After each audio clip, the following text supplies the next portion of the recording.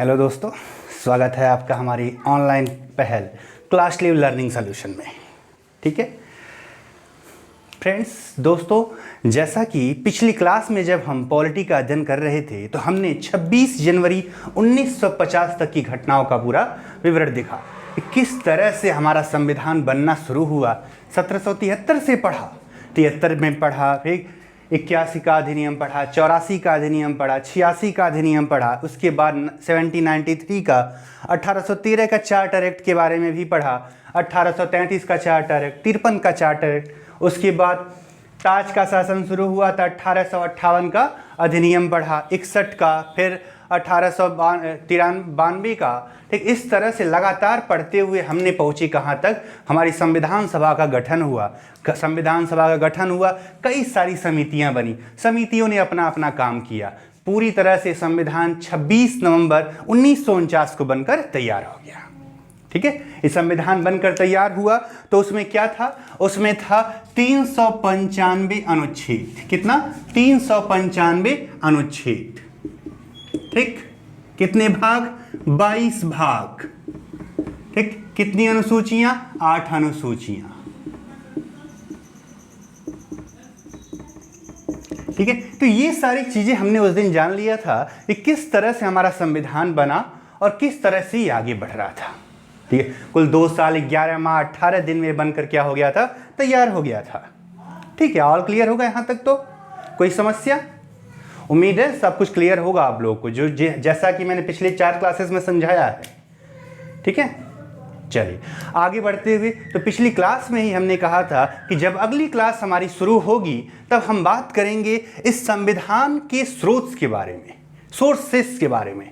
ठीक है, देखिए भारतीय संविधान ऐसा नहीं है, मूल संविधान नहीं है। ठीक, जब हमारी संविधान सभा का गठन हुआ तो संविधान सभा ने यह निर्णय लिया कि हम कुछ नया ना करके, जबकि जो पहले से स्थापित है, किसी लोकतंत्र के लिए आवश्यक वे तत्व जो पहले से किसी अन्य देशों में सफलतापूर्वक स्थापित हैं, उन्हें हम भारतीय परिदृश्यों में, ऐसा नहीं कि जैसा उनके यहाँ ही है वैसा ही सीधे सीधे कॉपी पेस्ट कर रहे हैं, बिल्कुल भी नहीं। ठीक है, हम क्या कर रहे हैं, हम उसे भारतीय परिदृश्यों में ठीक बनाकर अपने जैसा रूप दे रहे हैं। ठीक है, इस तरह से दुनिया भर के कई देशों का संविधान हमने क्या किया, मंगाया, और उन संविधानों का अध्ययन इस संविधान सभा और समितियों के सदस्यों ने किया, और उसके बाद वे जरूरी चीजें जो उसमें हो सकती थी वो शामिल की गई किसमें, हमारे भारतीय संविधान में। तो ये संविधान बनकर तैयार हुआ तो इसका सबसे बड़ा भाग क्या था, सबसे बड़ा भाग क्या था, अगर सबसे कहा जाए मुख्य स्रोत, अगर एक शब्द में हम क्या कहें, मुख्य स्रोत। ठीक है, तो मुख्य स्रोत क्या था, 1935 का भारत सरकार अधिनियम। 1935 का भारत सरकार अधिनियम।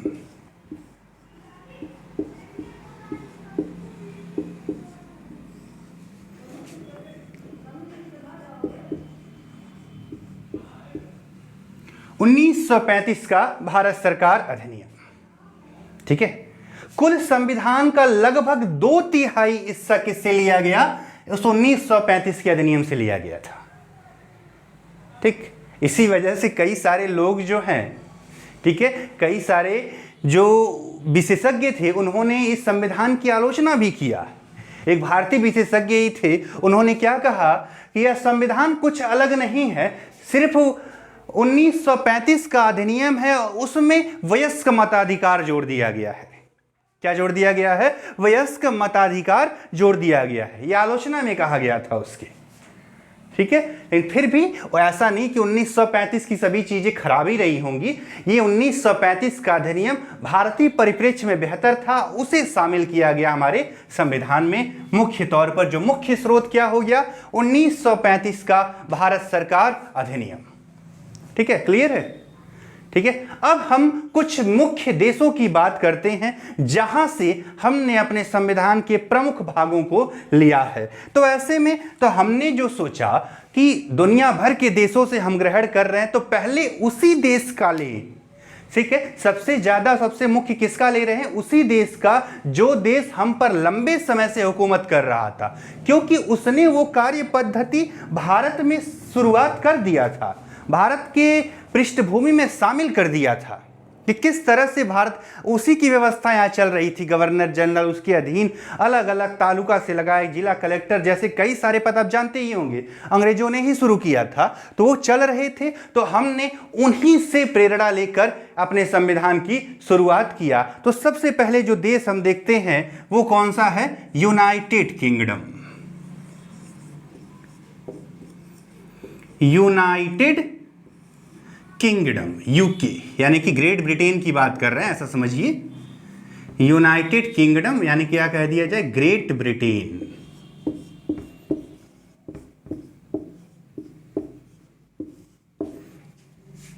United kingdom, great Britain. ठीक है, तब देखते हैं क्या क्या लिया गया यहां से। तो सबसे पहली चीज सांकेतिक प्रमुख यानी कि राष्ट्रपति। ठीक है, ब्लू वाले से लिखता हूं, सांकेतिक प्रमुख। ठीक ठीक, तो जिस तरह से ब्रिटेन में वहां की साम्राज्ञी अर्थात महारानी एक सांकेतिक प्रमुख है, उसी अनुसार हमने अपना राष्ट्रपति भी क्या बनाया? एक सांकेतिक प्रमुख बनाया। अर्थात किसकी बात कर रहे हैं हम? राष्ट्रपति। किसकी बात कर रहे हैं? राष्ट्रपति। किसके जैसा होगा? ब्रिटेन की महारानी जैसा होगा। कैसा होगा? ब्रिटेन की महारानी जैसा होगा। ठीक है, यानी कि कार्यकारी प्रमुख तो कौन होगा? ये राष्ट्रपति। सांकेतिक का मतलब है एक संकेत के तौर पर। ठीक है, यानी एक समझा जाए शक्तियां, प्रमुख यही है पर शक्तियां इसके हाथ में नहीं है। इसीलिए तो हम भारतीय राष्ट्रपति को क्या कहते हैं? रबर स्टाम्प भी कई सारे विशेषज्ञों ने कहा है। क्या कहा है? कि उनका कार्य क्या है? एक रबर स्टाम्प की तरह, क्योंकि सारा कार्य कौन करता है? मंत्री परिषद अर्थात प्रधानमंत्री के नेतृत्व में किया जाता है। तो पहली चीज क्या रही? सांकेतिक प्रमुख यानी कि राष्ट्रपति। ठीक है, ठीक, चलिए दूसरा क्या है? ठीक है, दूसरा है कैबिनेट प्रणाली। ठीक है, मंत्री परिषद जैसा, जैसे भारत का मंत्री परिषद है वैसे उनके यहां क्या कहा जाता है? वेस्टमिंस्टर स्वरूप। ठीक है, हम यहां पर लिखते हैं कैबिनेट स्वरूप। ठीक, क्योंकि भारत में कहते हैं ना कैबिनेट मिनिस्टर्स, आप सुनते होंगे ये स्वरूप। ठीक है, कैबिनेट स्वरूप, तो उनके यहां क्या कहा जाता है? वेस्टमिंस्टर स्वरूप। ठीक है, तो एक मंत्री परिषद होगी। क्या होगी? एक मंत्री परिषद होगी जिसका मुखिया कौन होता है? प्रधानमंत्री। उसी प्रकार जैसे कि ब्रिटेन में वैसे ही कहां पर? भारत में। जैसे कि ब्रिटेन में वैसे ही कहां? भारत में। अर्थात प्रधानमंत्री का पद। ठीक, ये भी कहां से लिया हमने? प्रधानमंत्री का पद कहां से लिया? ठीक, यूनाइटेड किंगडम से ही लिया, यानी ग्रेट ब्रिटेन से लिया। कहां से? ग्रेट ब्रिटेन से। ठीक है, तो एक तो जाना क्या? सांकेतिक प्रमुख यानी राष्ट्रपति का पद भी कहां से लिया है? ग्रेट ब्रिटेन से लिया है। ठीक है, कैबिनेट स्वरूप यानी कि जो मंत्री परिषद वाली संरचना है वो भी कहां से ले लिया? यूनाइटेड किंगडम से ही लिया। ठीक, प्रधानमंत्री का पद, जो कैबिनेट का मुखिया होता है वो क्या होता है? प्रधानमंत्री। ठीक, वो भी कहां से लिया? ग्रेट ब्रिटेन से। ठीक है, इसे नोट करें, आगे बढ़ते हैं फिर।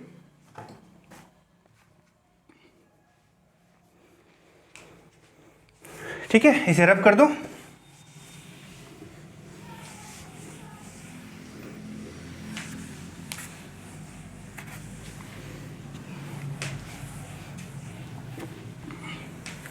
चलिए, ठीक, अगला क्या है? अगला है एकल नागरिकता। एकल नागरिकता।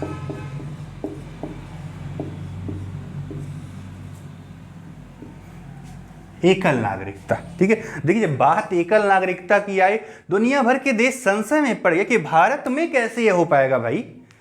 ठीक है, ब्रिटेन में तो एकल नागरिकता है क्योंकि वहां पे स्टेट्स नहीं है, वहां पे क्या है, सिटीज हैं, शहर है। जैसे लंदन एक क्या है, वहां का शहर है। बर्मिंघम क्या है, एक शहर है।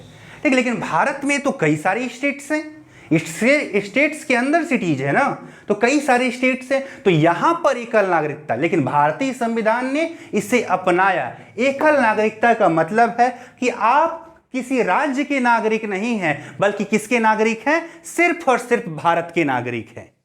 हमारी सिर्फ एक नागरिकता है, वो क्या है, सिर्फ भारत की है, किसी अन्य राज्य की ऐसा जैसे हम ये नहीं कह सकते कि मैं उत्तर प्रदेश का निवासी हूं, ठीक है, ऐसा बिल्कुल नहीं कह सकते।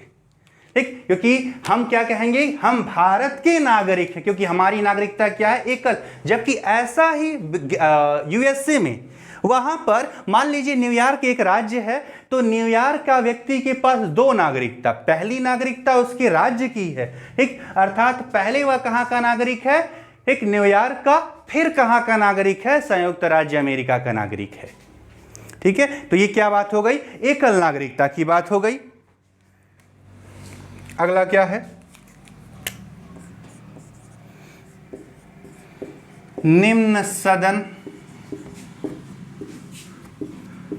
ज्यादा ताकतवर। ठीक, जैसे अपने यहां लोकसभा, ठीक है, लोकसभा राज्यसभा में कौन ज्यादा ताकतवर है, लोकसभा। ऐसा क्यों, क्योंकि निम्न सदन को हम क्या कहते हैं, जनता का सदन। ऐसा ही स्वरूप कहां पर है, ग्रेट ब्रिटेन में है।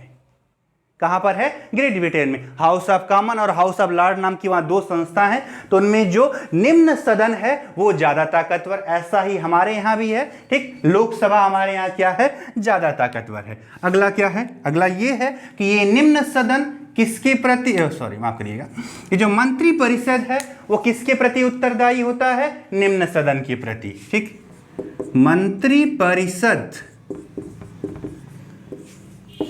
निम्न सदन के प्रति उत्तरदायी।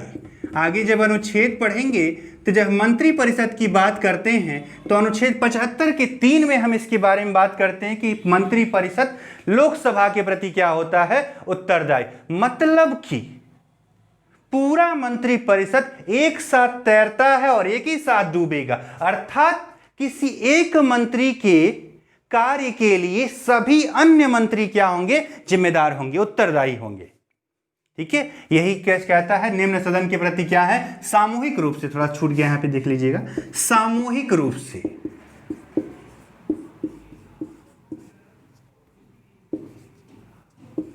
सामूहिक रूप से क्या होते हैं, उत्तरदायी होते हैं।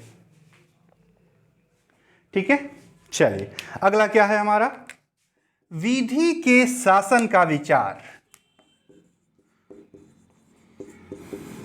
विधि के शासन का विचार। ठीक है, एक है विधि द्वारा स्थापित प्रक्रिया, वो हमने जापान से लिया है। ये क्या है, विधि के शासन का विचार। ठीक, मशहूर संविधान विशेषज्ञ एवी डायसी साहब ने ये प्रतिपादित किया था। ठीक है, किसने किया था, एवी डायसी साहब ने, कि विधि का शासन अर्थात कानून के समक्ष सभी व्यक्ति क्या हैं, बराबर है।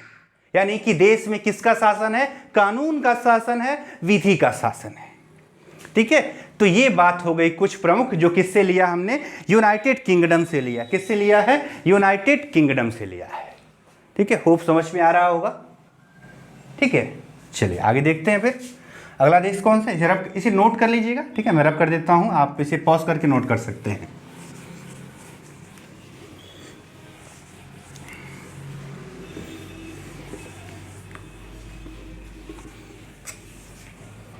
चलिए, ठीक है, तो अगला देश कौन सा है, अगला देश है संयुक्त राज्य अमेरिका।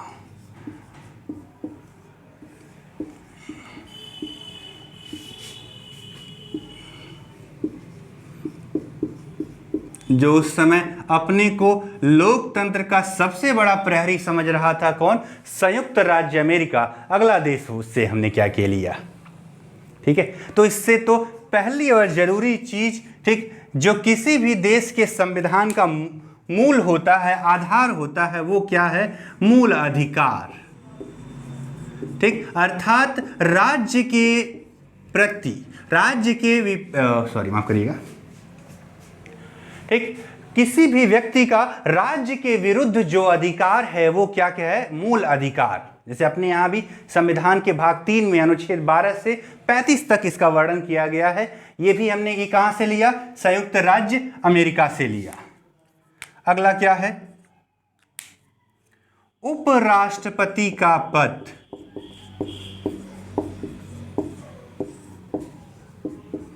उपराष्ट्रपति का पद, ठीक, जिस तरह से भारत में भारत का द्वितीय सर्वोच्च अधिकारी उपराष्ट्रपति होता है, वैसा ही अमेरिका में भी है। अर्थात ये हमने कहां से लिया, अमेरिका से लिया।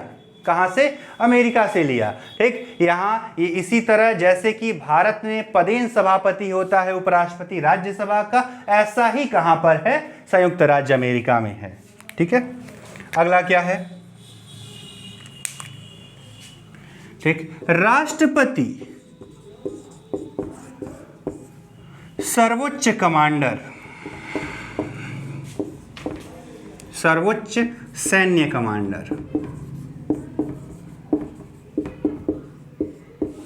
ठीक है। जिस तरह से अमेरिका में राष्ट्रपति तीनों सेनाओं का प्रमुख होता है, वैसा ही भारत में भी राष्ट्रपति तीनों सेनाओं का सर्वोच्च कमांडर होता है। और आगे पढ़ेंगे अनुच्छेद 53 के 2 में इसका विवरण दिया है कि राष्ट्रपति तीनों सेनाओं का क्या होता है, प्रमुख होता है, ठीक है। चलिए, तो ये क्या हो गया, राष्ट्रपति सर्वोच्च सैन्य कमांडर। अगला क्या है, स्वतंत्र न्यायपालिका। स्वतंत्र न्यायपालिका,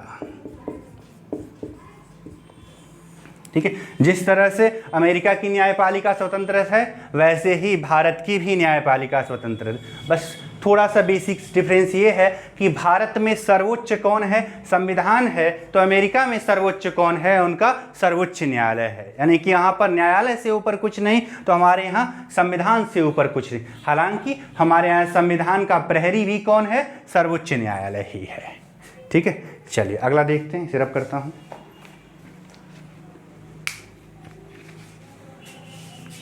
ठीक है, सिर्फ कर रहा हूँ, ठीक है।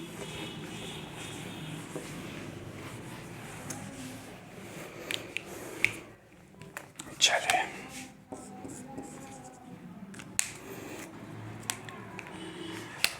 क्या है अगला, प्रस्तावना, ठीक। संविधान का प्रारंभ एक प्रस्तावना से होता है, ठीक है। हमने जैसे लिखा है ना, हम भारत के लोग, भारत को एक स्वतंत्र प्रभुत्व, ठीक है।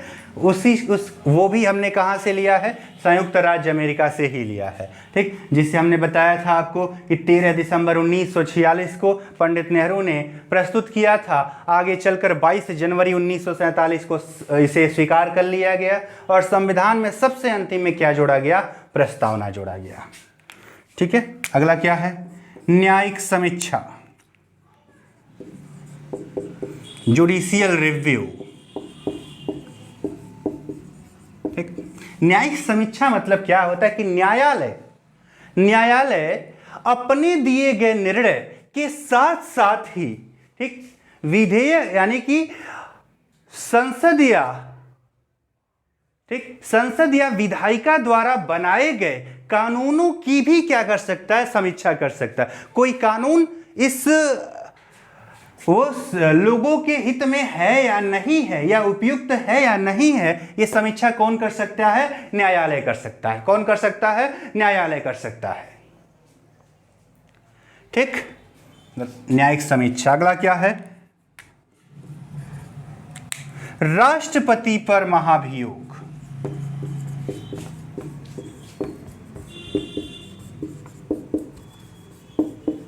ठीक। जिस तरह से अमेरिकी राष्ट्रपति पर महाभियोग लगाया जाता है, वैसा ही भारतीय राष्ट्रपति पर भी महाभियोग लगाया जा सकता, कुछ निश्चित आधारों पर, ठीक है। इसके लिए हमें 14 दिन पूर्व सूचना देनी पड़ती है, ताकि वो जवाब तैयार रख सके। उसके बाद इसे एक दोनों सदनों में से किसी भी एक सदन में प्रस्तुत किया जा सकता है, ठीक। इस तरह से इसे हम क्या करते हैं, आगे बढ़ाते हैं। तो राष्ट्रपति पर महाभियोग, ठीक। तो ये कुछ प्रमुख तथ्य हमने, और भी हो सकते हैं, ऐसा नहीं इतने ही हैं, और भी हैं, लेकिन ये वो हैं जो कि महत्वपूर्ण हैं। जो क्या है, महत्वपूर्ण हैं, जो हमने कहां से लिया, संयुक्त राज्य अमेरिका से लिया है। कहां से लिया है, संयुक्त राज्य अमेरिका से लिया है। चलिए अगला देखते हैं, अगला देश है कौन, यूएसएसआर। ठीक है, तत्कालीन सोवियत संघ था जो आज रूस बन गया है। ठीक है, यूएसएसआर। ठीक, तो इनसे क्या लिया भाई, देखिए जब संविधान बना था तब तो इनसे कुछ नहीं लिया था, आगे चलकर इनसे क्या लिया हमने, मूल कर्तव्य। क्या लिया, मूल कर्तव्य। ठीक है, क्या लिया, मूल कर्तव्य। ठीक, 1976 में 42वां संविधान संशोधन द्वारा इसे जोड़ा गया था। ठीक है, स्वर्ण सिंह समिति की रिपोर्ट के आधार पर कहा गया यदि राज्य का अपने नागरिकों के प्रति कुछ कर्तव्य है, जैसा कि भाग 4 में है, नीति निर्देशक तत्व कहते हैं, तो इन नागरिकों का भी अपने राज्य के प्रति क्या होना चाहिए, कुछ कर्तव्य होना चाहिए। ठीक है, कुछ ना कुछ कर्तव्य होना चाहिए, जैसे कि एक अपने जो महापुरुष हैं, हमारे पूर्वज हैं, महापुरुष हैं, उनका क्या करें, हम सम्मान करें। ठीक, अपनी विरासत को संभालें, वैज्ञानिक दृष्टिकोण को आगे बढ़ाएं। ठीक, ऐसे बहुत सारे हैं। ठीक है, कुल 11 मूल कर्तव्य वर्तमान समय में हैं। ठीक है, वो सारी जो है, ठीक, ये मूल कर्तव्य कहाँ से लिया हमने, इनके यहाँ से लिया। इसके अलावा प्रस्तावना में जो सामाजिक, इसके अलावा जो प्रस्तावना में सामाजिक, आर्थिक व राजनैतिक न्याय की बात की गई है, वो भी कहां से लिया है हमने, यूएसएसआर से लिया, यानी कि सोवियत संघ, यानी कि वर्तमान रूस कह लिया जाए। ठीक है, तो वहां से लिया ये भी, क्या जो प्रस्तावना में वर्णित है, क्या सामाजिक, आर्थिक व राजनैतिक न्याय। ठीक है, तो चलिए, तो ये तो हो गया हमारा यूएसएसआर हो गया। ठीक है, चलिए अगला देश देखते हैं, क्या, ऑस्ट्रेलिया। देखिए 2 ही प्रमुख देश थे, बाकी से कम लिया गया है, मुख्यतः अमेरिका और इंग्लैंड से ही ज़्यादा लिया गया था। अगला क्या है, ऑस्ट्रेलिया।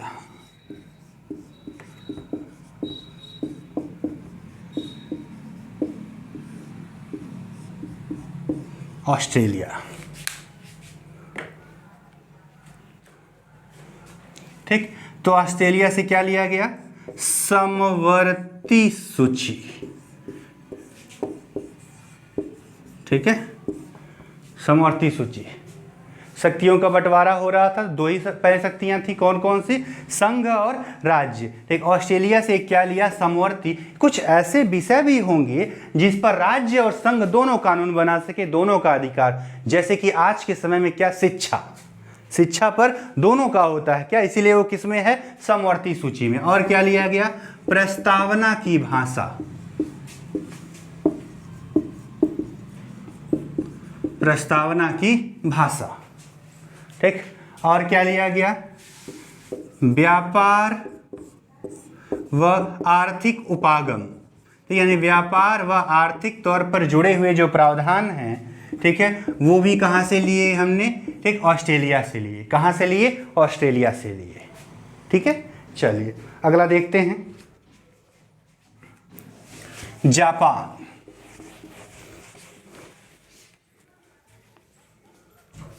अगला क्या है, जापान।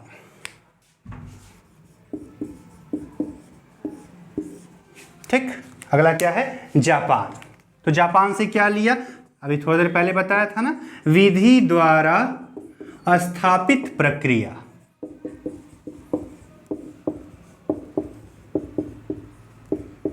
ठीक, और क्या लिया, उच्चतम न्यायालय की कार्यविधि।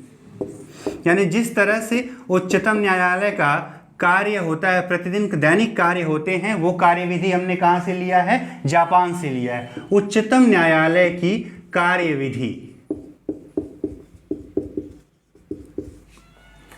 ठीक, तो जापान से क्या लिया, विधि द्वारा स्थापित प्रक्रिया और उच्चतम न्यायालय की कार्यविधि। ठीक है, अगला क्या है, जर्मनी का वीमर या वाइमर संविधान। अगला क्या है,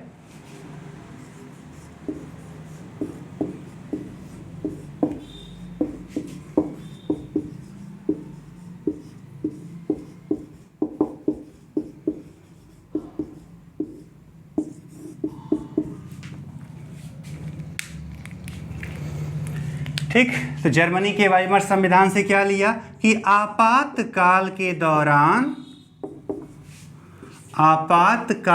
दौरान मूल अधिकारों का निलंबन। ठीक है, किस तरह से मूल अधिकार समाप्त हो जाते हैं, ठीक, वो कहां से लिया है हमने, ठीक है, जर्मनी के वाइमर संविधान से लिया है।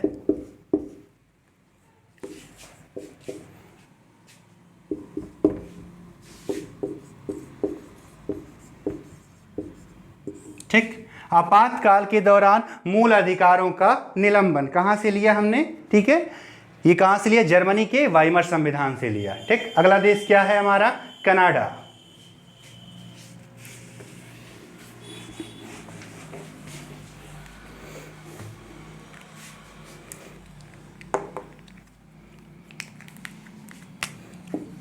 कनाडा या कनाडा, तो यहां से एक चीज क्या ली, संघात्मक व्यवस्था। ठीक है, हालांकि भारत पूरी तरह से संघात्मक नहीं है, आप जानते हैं कि यह एकात्मकता लिए हुए क्या है, संघात्मक है। ठीक, तो भारत क्या है, एक एकात्मकता लिए, लेकिन ये जो संघात्मक है ये कहां से लिया हमने, कनाडा से लिया। और क्या लिया, अवशिष्ट शक्तियां केंद्र में। अवशिष्ट शक्तियां किसके पास, कहां समाहित हैं, अवशिष्ट शक्तियां केंद्र में समाहित।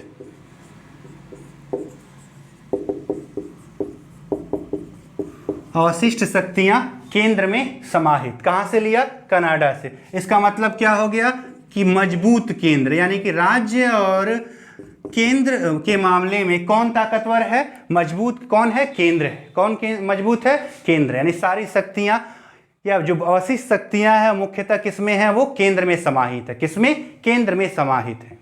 यानी कि जो मजबूत संघ की भावना है वो किससे लिया है हमने, कनाडा से लिया है। ठीक है, अगला देश हमारा क्या, आयरलैंड।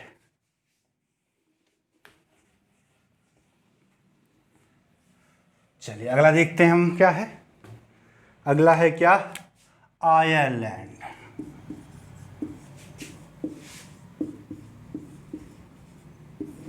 ठीक, आयरलैंड से जो सबसे जरूरी चीज ली गई, राज्य के नीति निदेशक तत्व।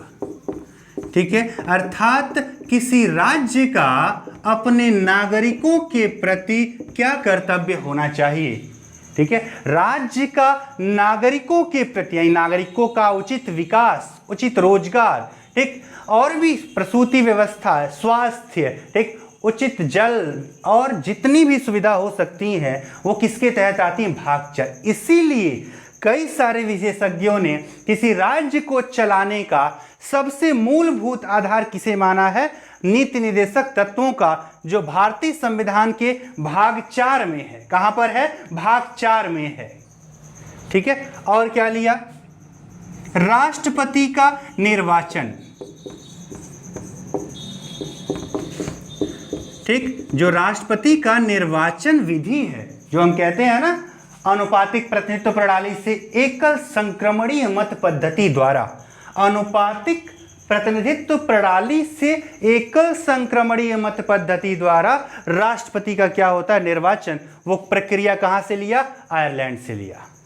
अगला क्या है, अगला है राष्ट्रपति द्वारा राज्यसभा में 12 सदस्यों का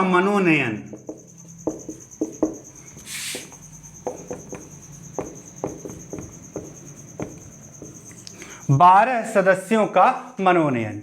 ये भी कहां से लिया हमने, आयरलैंड से। देखिए, राष्ट्रपति के पास अधिकार होता है कि वह विभिन्न क्षेत्रों जैसे कला, विज्ञान, अन्य क्षेत्रों से वह 12 सदस्यों का राज्यसभा में क्या कर सकता है, नामांकन, यानी उन्हें नामांकित कर सकता है। ठीक है, वो प्रक्रिया कहाँ से लिया, आयरलैंड से लिया। ठीक है, चलिए अगला देश कौन सा है हमारा, फ्रांस है।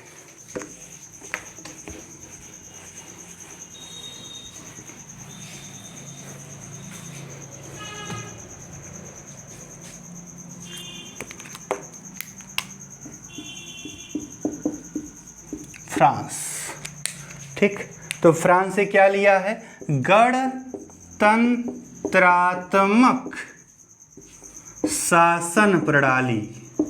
ठीक है, भारत एक गणतंत्र है ना, ठीक। 26 जनवरी 1950 को हम क्या बन गए थे, एक गणतंत्रात्मक देश बन गए थे। तो गणतंत्रात्मक शासन प्रणाली, ये अवधारणा कहाँ से लिया हमने, फ्रांस से लिया। कहाँ से, फ्रांस से लिया, ठीक है। अगला देश कौन सा है, दक्षिण अफ्रीका, ठीक। तो संविधान संशोधन की प्रक्रिया, यहां से क्या लिया, संविधान संशोधन की प्रक्रिया,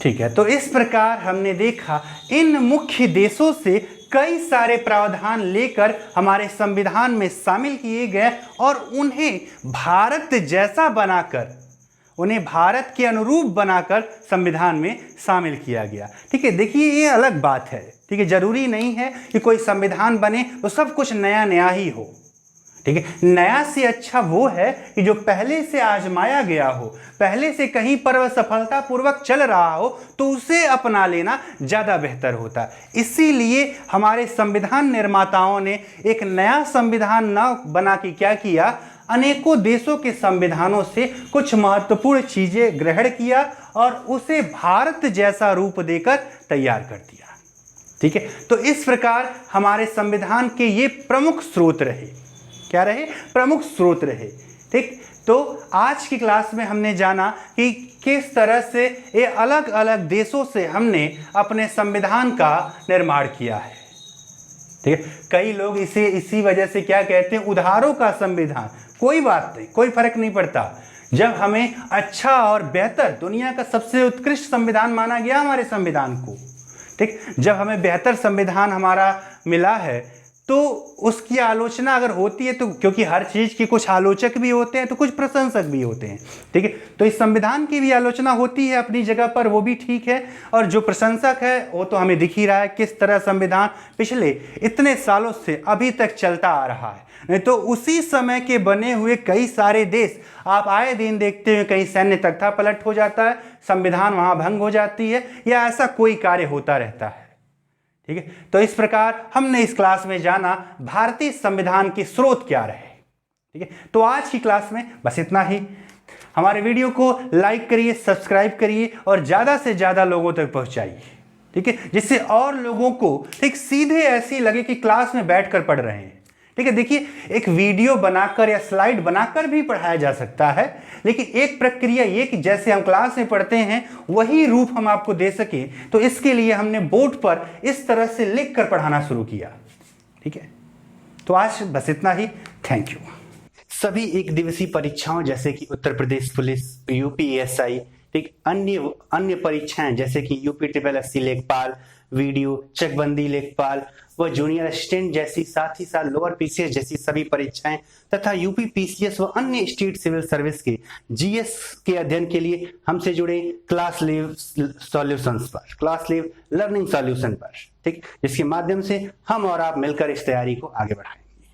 साथ ही हमारे चैनल को लाइक करें और सब्सक्राइब करें, ठीक है, और इस पहल को ज़्यादा से ज़्यादा लोगों तक पहुंचाने का प्रयास करें, ठीक। देखिए इसके माध्यम से हम आप में अपनी पहुंच बना रहे हैं, जिससे कि आपके अध्ययन कक्ष को और बेहतर सुचारू रूप दिया जा सके।